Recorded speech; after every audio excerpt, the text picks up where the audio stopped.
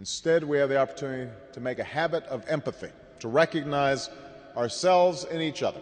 Hi, it's Edwin Rutsch from the Center for Building a Culture of Empathy, and I'm here today with Karen Gerdes. And Karen is an associate professor at the School of Social Work at the Arizona State University. And she's been doing a lot of work around the topic of empathy. And in fact, Karen, I see your research interests are empathy and empathy measurements.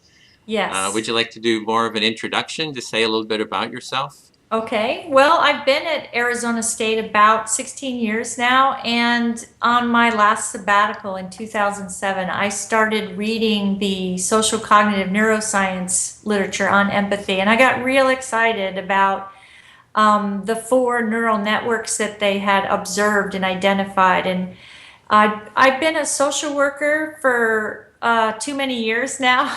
I have my bachelor's, master's, and PhD in social work, and I'd gone through all that education and all my 16 years at ASU, and I'd never heard anybody talk about empathy in this way. So I got really excited. How can we apply this in the classroom? How do we teach?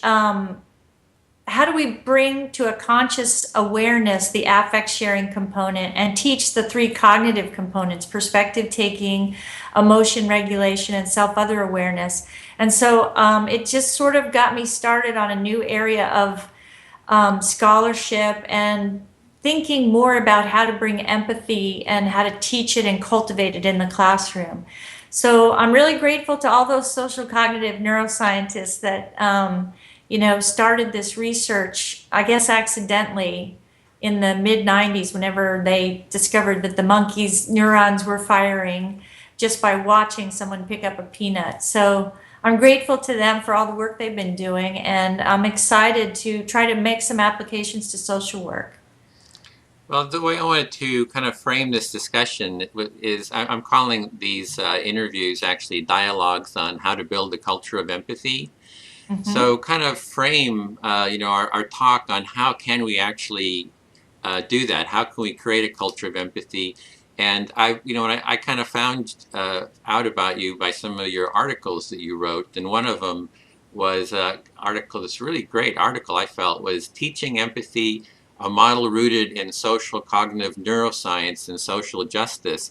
And there you really, can you talk about that article? And Yeah, that was one of the first things that I was excited to write, because I think in social work we had never connected, in particular, the emotion regulation piece with empathy. So one thing that we have to learn to teach our students is that there's this automatic unconscious mirroring aspect. So if you're in the room with a client who's sad and you start to feel sad and you don't know why you're feeling sad, that feeling can overwhelm you unless you know how to regulate that emotion.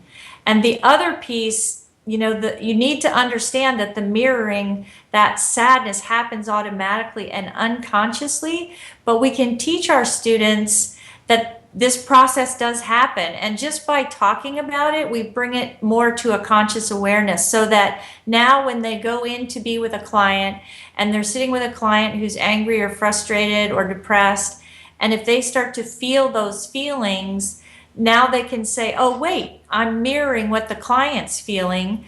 It's the client that's angry. I need to keep that boundary there, but at the same time, try to understand, what's behind the client's anger. And the example that I like to give to students about the importance of emotion regulation in this process is, if you're working with a single parent who has a couple of children, most parents have plenty of the mirroring of the affect. They know their baby's frustrated, or they know their toddler's frustrated. But what they don't know is that they're absorbing that emotion in a very real way. And then if they can't separate what's the baby's frustration and what's my frustration, and they don't have emotion regulation, that's when they start to get frustrated and become more at risk, for abusive language or abusive behaviors toward their children, to try to stop that child's frustration. When in reality, they don't even realize they're trying to stop their own frustration. And I just think talking about it like this is, students say to me every day, you know, wow, I never thought about empathy like that. I didn't know the emotion regulation piece. I've never really considered how important self-soothing is when you're working with clients that could be depressed or angry or frustrated. So I think a lot of it, Ed, is really just what we're doing now. It's talking about empathy and what is it? How do you recognize it? How do you experience it? And by bringing that all to a conscious awareness, then we can start to engage in more specific tools to help us to cultivate it, like perspective taking.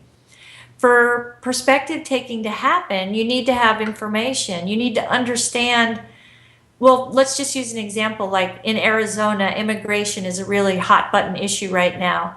And a lot of people get really frustrated and angry when they talk about immigration. And there's this punishing, condescending way of talking about it in the public discourse. And a lot of that has to do with a lack of information about why people really come to the United States from Mexico. Who are they? What are they doing when they're here? There's all these boogeyman stories that have been put out there that, you know, they want our jobs, they're all criminals, they want to kill us and take our money. And people respond to that fear, and the fear overrides whatever natural empathy is already there. So the perspective taking is very cognitive, and it really is about giving people information to provide a context for social problems and social issues so that people can understand them better. Okay, and then let me just rephrase a little bit what I'm hearing here. So the first thing, if we want to build a culture of empathy, and which is basically raising the level of empathy within society, is basically what that is. It's not like an on and off, we all have empathy or don't have empathy. We want to raise the level of empathy, and I kind of use the frame building, the term building a culture of empathy to kind of denote that. So the first thing to raise the level, you're saying, is just have a dialogue. Yeah, what you're doing is great. So just start talking about it. We talk about it with everyone we can, start raising kind of a national dialogue around it. And then you're saying, once we have the dialogue kind of going, we can go into the individual components. And you're going now into kind of a definition of empathy. And perhaps we could maybe set the stage here, like how are you defining empathy? Because you've gone into talking about perspective taking and well, so, I really like the social cognitive neuroscientist definition, which is basically that it's an induction process where our body and our minds are taking in information at, you know, rapid speed, like millisecond time scale is what they call it. And it's processing this information partly at an unconscious level, the mirroring or affect sharing piece, and part of it is cognitive. But the end result of this process is that you can basically understand the feelings, emotions, intentions, and maybe even sometimes the thoughts of another person, where you're not just seeing the world as they see it, but you're feeling the world as they feel it. And it's all happening very rapidly. So the more skills that our students have, especially those cognitive skills that we can actually work on, like perspective taking, emotion regulation, the more fluid that process will be. And I think the more empathy you'll have. So looking at the definition of empathy, it seems that there's a kind of a lot of confusion still out in terms of, even among academics, not confusion, but they define it differently. Mm-hmm. And kind of the model that I've been using is kind of like a 4-part model of empathy, is breaking it down into self-empathy. So it's like self-awareness, self-knowledge, sensory awareness of what's going on in yourself. I like that. And then there's a mirrored empathy, which is based on mirror neurons. And that's kind of the affective or emotional empathy, that as we have space within ourselves to kind of open and be more aware, we can mirror others through mirror neurons. We have that openness to allow that. Absolutely. And then there's the kind of an imaginative perspective taking. It's called cognitive empathy also, which is that we can take the position, kind of putting ourselves from the point of view of someone else, for example, like an actor might do, or so forth. And then what I really liked about your article is you went into the empathic action part of it too. Right. So for social workers in particular, that's an important piece. Not everybody that talks about empathy talks about that piece, but for our students, once they have the experience of empathy, then the next question is, what do you do with that? How do you serve someone? And you don't want to enable them, and you don't want to transform your empathy into pity or sympathy even. You want to keep it open in terms of how do I empower my clients? So if I have empathy, that means I understand them better. I'm seeing the world the way they see it. It might give me some insights into better how to help facilitate their own empowerment. Because we don't, the reason why we're doing this is so we can all get along. But social workers have to be careful not to go down the road of enabling a client and doing for them things that they can do for themselves. And I just think if they understand that there are differences between empathy and pity and sympathy, that it'll be easier for them to stay in that track of empowerment. Okay, so that's the kind of the empathic action. So if we step back to about the different levels of empathy, you had kind of gone into the perspective taking. You were talking about that, but I kind of see the self-empathy as kind of, it's not necessarily a starting point. It's kind of like a circle, maybe. Right. So it, one thing kind of, and then they kind of interact with each other. So it's not like, step one, step two. Right. It's not linear. Yeah, it's not linear. So how do you see that with the, I don't know if that's just the term I use, self-empathy. And some communities use that term, but it's not widely used. I have not used that term, but I really like the way you're describing it. It's basically a self-awareness. And I think that is key, because people who are self-aware about their own feelings and their own thoughts are quicker to learn how to separate those from the ones they're picking up from someone else. So unless you have an awareness of yourself, it's kind of hard to know where someone else's feelings start and yours begin. So I think that even though what we just said is true, it's not a linear process, it's really hard to do some of these other things if you don't have the self-awareness or the self-empathy. Yeah, and there seems to be something about with the self-empathy also to be able to articulate your feelings, that you can have a vocabulary to articulate. And one of the problems I've heard with some people, it's like they don't want to do empathy because they get lost in the empathy and they don't know who they are and who the other person is. So that seemed to be one kind of block to the empathy that I've heard. Right. That's why that self-other awareness piece is so important. Being able to have a boundary and being able to know that you can let someone have their pain and you don't have to take it on. You can step into it for a few seconds to feel it and appreciate what they're going through, but then you step back out of it to maintain your empathy. Otherwise, you get burned out. That's the whole compassion fatigue and that whole burnout, which is, I guess, would be really huge in the medical field. And okay. One thing you said just a second ago about the being able to articulate your feelings as part of self-awareness, I think that's really critical, and that is a skill that we teach social work students.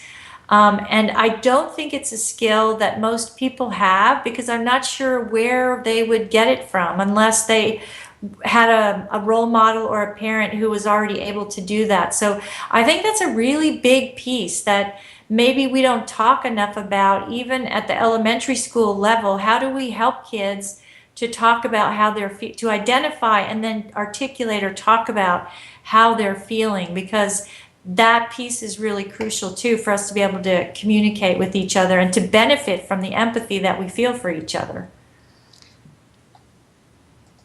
And that's one of the things you're working on as a curriculum, I think, to start breaking down these components. We can talk about empathy in this general term, but to start breaking it down into the individual components and see how we can teach, that self-empathy, that articulating yourself, that Right. the mindfulness, and all the arts seem to fit into that as well. Yeah.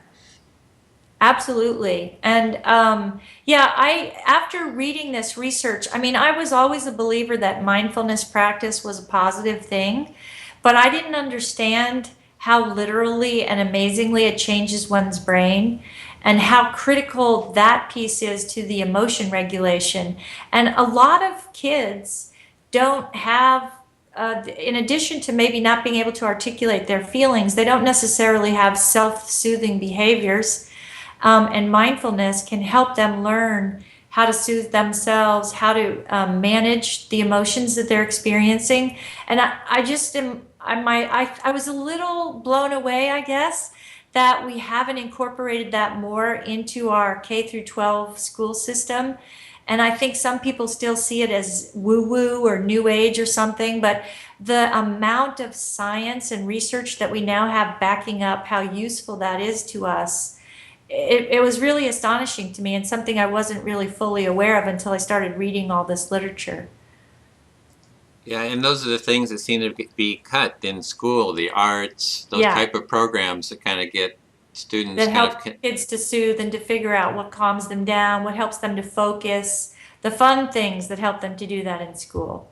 It's I'm not really sure how long it's going to take me to get down the road to being more active about advocacy in the K through 12, because right now I'm still trying to focus on creating a better, more valid self-report measure for empathy, because the one that social scientists are using was created in 1980 by Dr. Davis, and it's just everyone's using it, and I think a lot of them don't even know that it really isn't a very effective measure of empathy. It's more a measure of sympathy and the very small perspective taking part of empathy. So I really think in my profession, we really need something so that we can show that our interventions are actually, in fact, cultivating empathy. And after that step, then I see myself trying to get more involved in interventions at the K through 12 level, where we can actually take some things into the classroom and help kids to develop empathy from a very early age, and the building blocks and the skills that go along with that. So you're right now in your work, you're focusing on kind of finding ways of effectively measuring empathy. So that's kind of your work.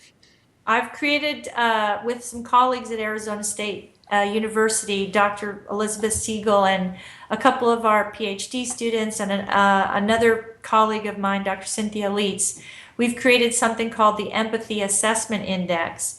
And we've been testing it for validity and reliability, and so far everything has gone really well. The most recent study that we did, that's not published yet, but we're writing it up now. We compared a group of social work professionals or social service people to populations where we know that there are sometimes empathy deficits, like sex offenders, domestic violence perpetrators. And the instrument held up really well in comparing those groups, as you would expect.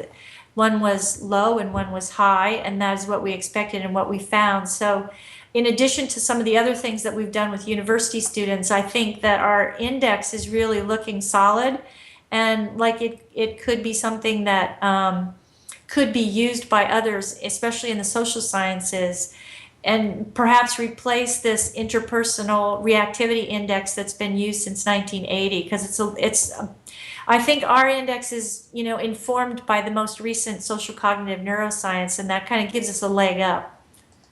Well, that's the second part. We were talking about self-empathy, then I'm trying to use the word mirrored empathy, because I think that actually comes closer to what's happening. It's this mirroring of mirror neurons, even though it's called affective or affect sharing or emotion sharing. Yeah. So, what from what I'm hearing you say is that in your work that you're being influenced by the neuroscience, which is really starting to show the nuts and bolts of how this mirroring process kind of works.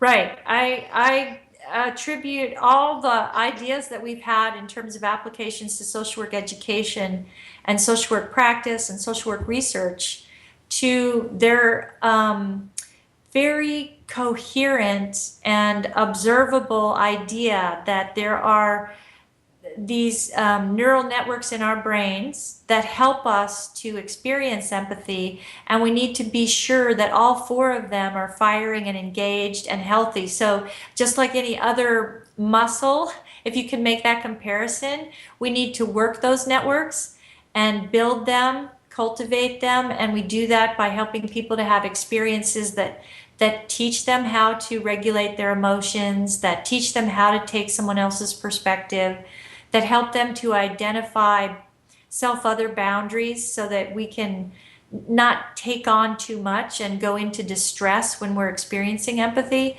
And just the last one, the one you're talking about, the mirrored empathy, just helping people to understand that that happens. That's the one I think that blows away a lot of my students because they've never heard empathy talked about like that before. And just for them to have the knowledge that there's an emotional contagion aspect to all of this where they're literally picking up feelings and feeling other people's feelings.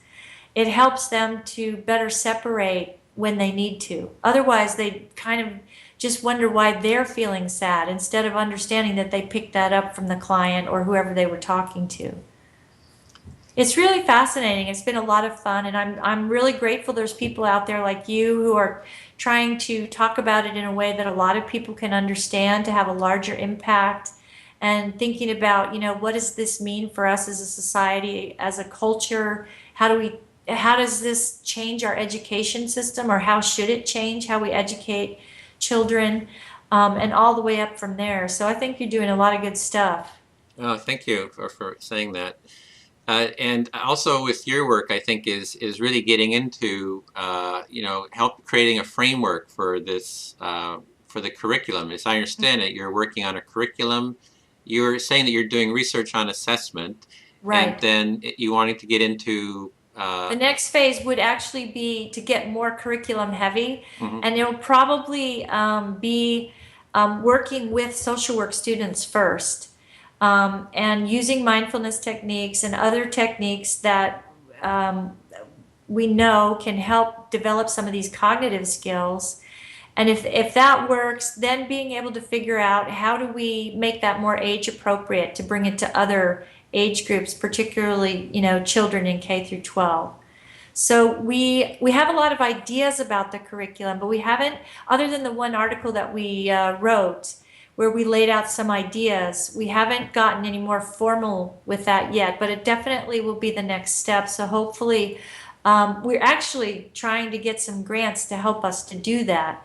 And hopefully over the next 18 months, we'll be able to come up with something more concrete that maybe we could, make available to people. And like I said, at first, it's probably going to be geared more toward training social work students. And then once we get that down, bringing it down to lower, more age-appropriate levels for K through 12. Well, one thing I'm seeing about empathy is it's pretty, if you're creating a curriculum for social worker students, that it's pretty transferable to all the other disciplines. I think so. Psychology, counseling, nursing. I mean, nursing, there's a lot about empathy in the nursing literature, and obviously that's a big part of their profession.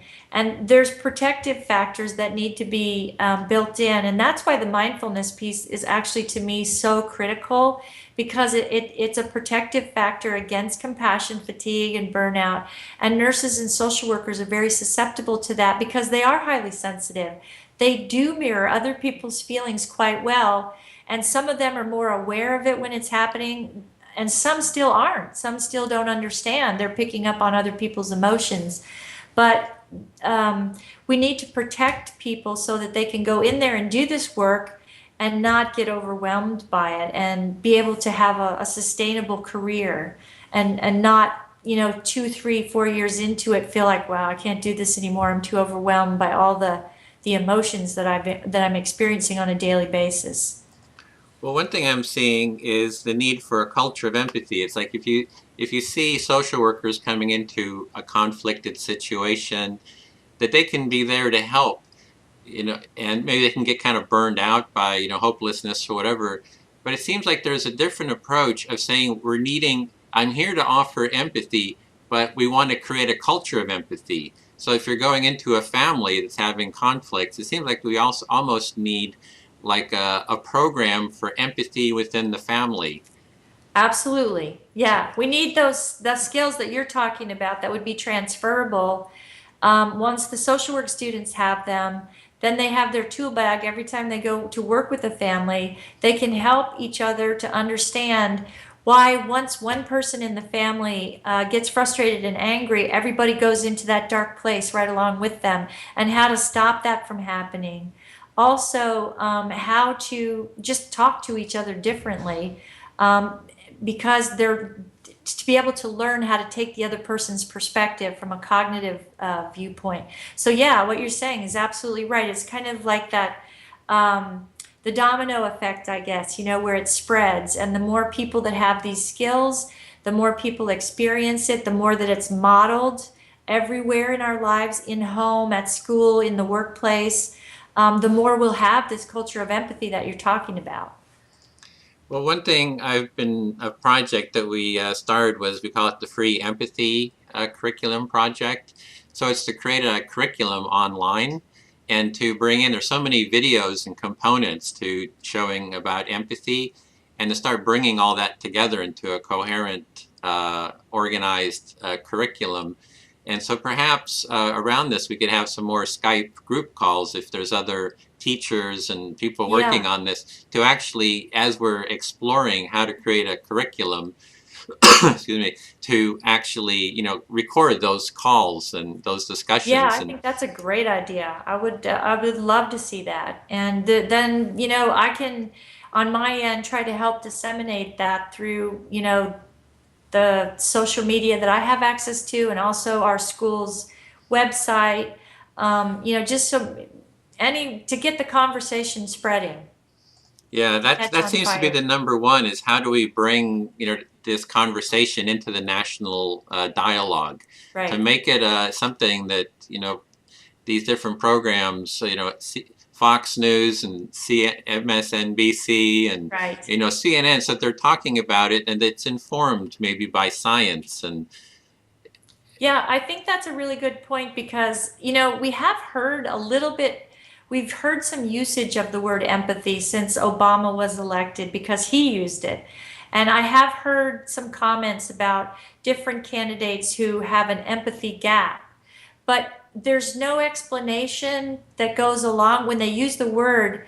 I think a lot of people have an idea of what they think it means, but there could be so much more education going on if they actually talked about an empathy gap. Well, what might be the reason for that? How do you bridge the gap? And if somebody has empathy, what is it that they're doing that makes you think that they have empathy? So it gets used very loosely. And I think a lot of people still don't know what it means and what the component pieces of it are. And the more we talk about that, I think the more useful it will be. yeah, and for example, in the Supreme Court nomination, Barack Obama said he's going to choose a justice that one of the traits was going to be empathy. Right. And I've been tracking the Senate debate about that, and they've mentioned empathy maybe over 500 times, 600 times, talking about empathy, and I just see the lack of understanding. It's like it's used in synonymous with sympathy, for example, all Right. the time. And it's like, it's just this, it's like, how do you, actually what we need to do is create like a video program, maybe this will help, that the senators could watch to get a sense, or maybe we need like a hearing, an empathy hearing in the what Senate. is empathy? Yeah, I think that's fascinating that you've done that. I mean, that would be a great study, Ed, to look at the content of those hearings and see how many times the word was used and in what context. Because as I recall, I think some of them were even deriding it as this is not an appropriate quality for a Supreme Court justice to have. And I'm like, but it's the core of the human contract. I don't know how you could do that job without empathy. So I think there's still a lot of misunderstanding and misinformation, and it would be quite fascinating to have the United States Congress have a hearing on what is empathy and how it can help us in this. Anytime we talk about politics now, it's the discourse is so not civil. So there's a lack of empathy in the discourse. And I just think that's fascinating that you've actually looked at that. That you should write that up. That would be very interesting. Yeah, my family is conservative and I'm more on the progressive side. And I used to say, oh, I've got the answers. And I kind of got into this because I wanted to explore progressive values because, the conservatives have talked about conservative values. And then I kind of landed on empathy as being this core component of pivotal value for, bringing people together.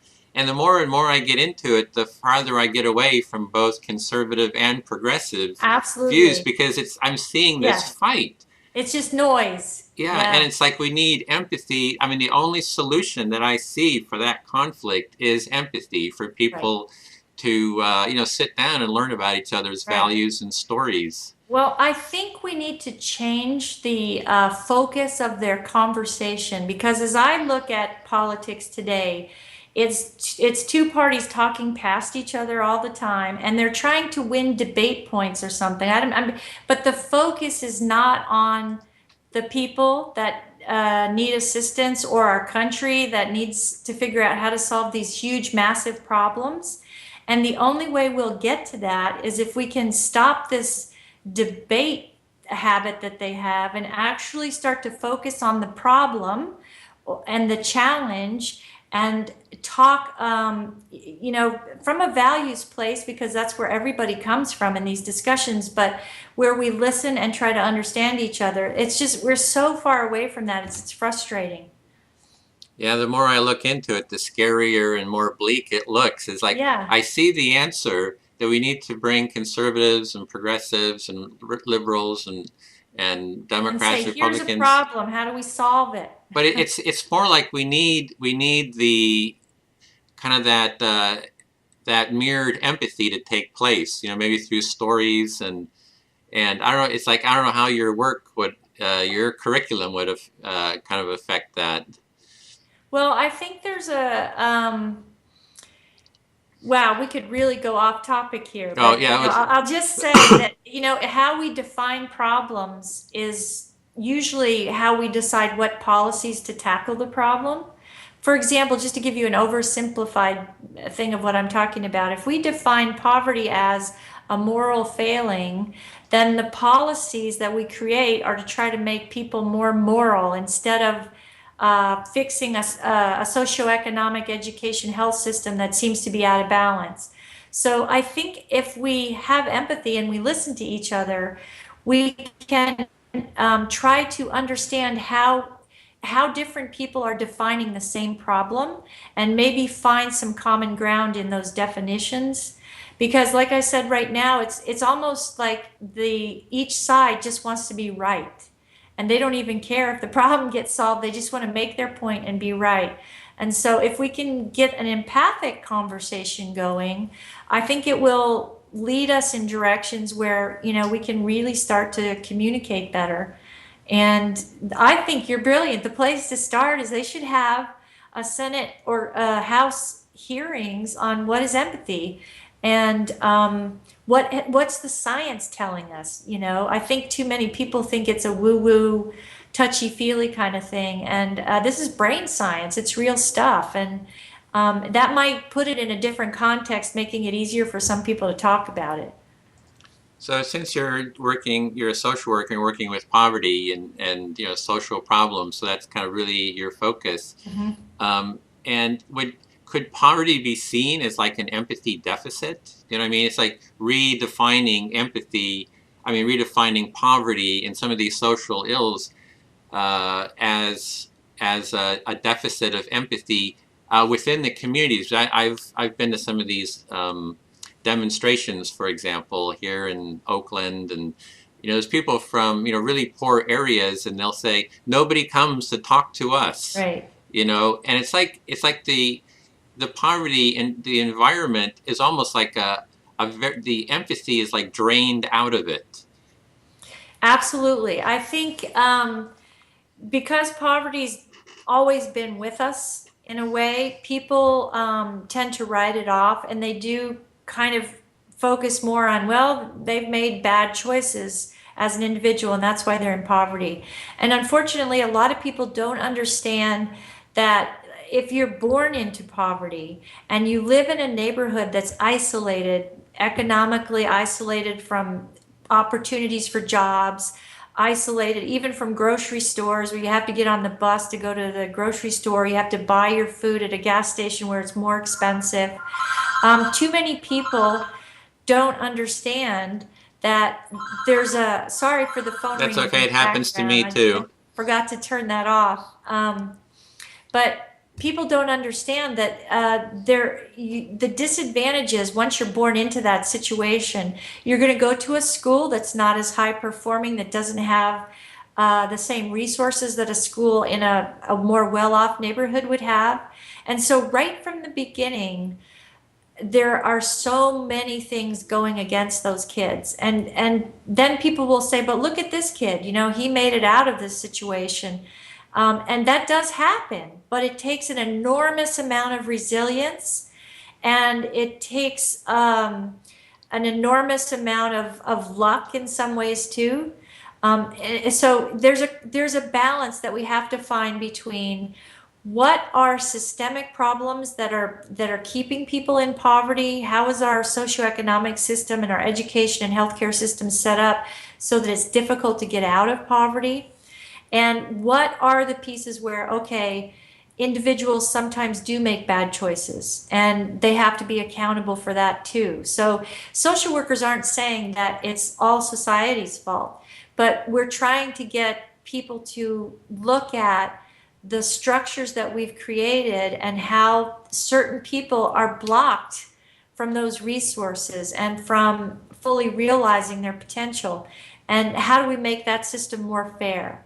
And I know that's a difficult conversation, but it is one that, if you come to it from an empathic perspective, understanding, putting yourself in the place of someone who is born into poverty and the challenges that they face, the markers that are already going to go against them in terms of their health, their mental health, their physical health, every disadvantage that you can imagine, and to expect a child to be able to just overcome all that on their own is a lot to expect. And until we really start to have a serious conversation about that, we can't really know what to do. And I'm not saying that I have all the answers about what to do. I just want to be part of the conversation and get the conversation focused on problem solving instead of moralizing from either side or point making from either side. Let's have a real discussion about problem solving. Well, another word for the problem solving might be empathic action. Yeah, because absolutely. it's a joint action. So we're working empathically to work together with this empathic connection. I mean, that seems to be for me at least, the model I'm kind of using, the self-empathy, the mirrored empathy perspective taking, that those create the groundwork for action to grow out of. Absolutely. I think that's an excellent point. And so, for example, if you see someone who's homeless and you feel pity or sympathy, then you just want to give them $5 and you can feel better because you did something and you can walk away from it and forget about it. But if you have empathy for that person and you start to think about what their life might be like, then you realize maybe giving the $5 isn't the best thing to do. Maybe the better thing to do is to try to figure out why people are homeless and what can we do to make sure that fewer people are homeless. And those are hard conversations to have. It's a lot easier just to, let your sympathy give them $1 and walk away. And what we want to do is have conversations that people don't walk away from. And that's where empathic action takes us, to empowerment. I think a lot of people have a misread on that, and they think that empathic action is the same thing as sympathy. And so all social workers want to do is give people a handout. And that's not what we want to do. We want to, instead of giving someone $5, we want to figure out ways to create jobs so that they can have a job and earn a living wage. And I know I keep repeating myself, but that conversation is just a lot harder to have. And until we have more empathy, we're probably going to keep walking away from those conversations. Well, your group there at Arizona State, there's several others, I guess, in your department there who are working on this. And you're really pioneers, it looks like, in terms of bringing empathy and the value of empathy into the whole social works. I think we're pioneers in the sense that we're using this social cognitive framework. I don't think social workers have done that before because this is so new. And I think empathy's been in our profession for a long time. But like I said to you, I went through bachelor's level social work, master's level social work, and a PhD program in social work. And I was in the profession working for, 16, 17, 18 years. And nobody had ever framed empathy in such a concrete way that you could break it down and understand how to cultivate it. Professors just said you need to have empathy, and that means you understand what somebody's thinking and feeling. But how do you do that? And so I think that's what we're trying to pioneer, is break it down more into the ways that our brain is processing this information, and then strengthen those parts of our brain through mindfulness techniques, through conversations and education, where we learn about the social context of problems in people's individual situations. So it is kind of exciting, and it's kind of rejuvenated my excitement about being a professor and teaching and researching.